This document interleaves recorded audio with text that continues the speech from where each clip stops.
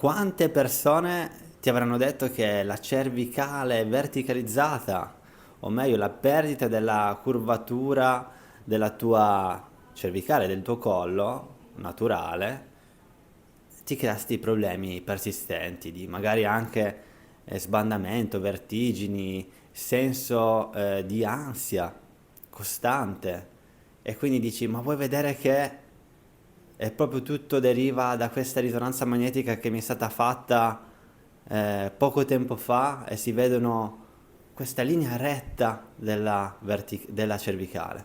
No. Risposta secca, no. Non è questo il problema.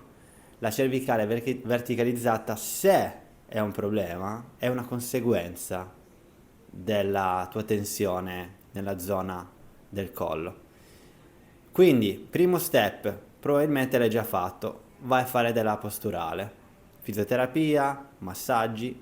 Secondo step, perché il primo non ha funzionato, vai di nuovo dal fisiatra e ti fai rifare un'altra diagnosi e ti dicono che probabilmente è un'ernia questa volta, che è invece un'artrosi, che invece poi è la tua postura, che invece è la scoliosi. Si può andare avanti all'infinito.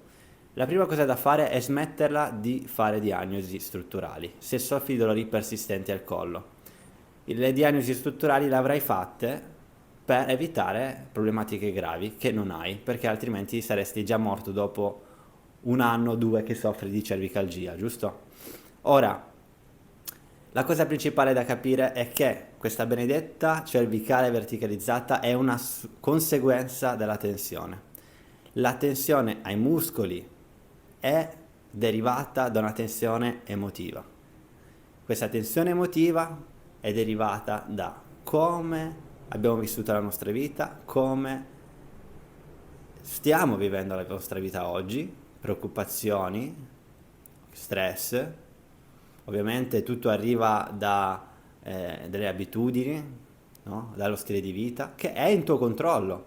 Quindi, morale della favola, questa cervicale verticalizzata è in tuo controllo perché tu sei in controllo delle tue emozioni. Essendo in controllo delle tue emozioni, vai quindi a rilassare poi la parte della cervicale e probabilmente la tua cervicale verticalizzata diventerà normale. Tutto questo per arrivare alla tua emozione.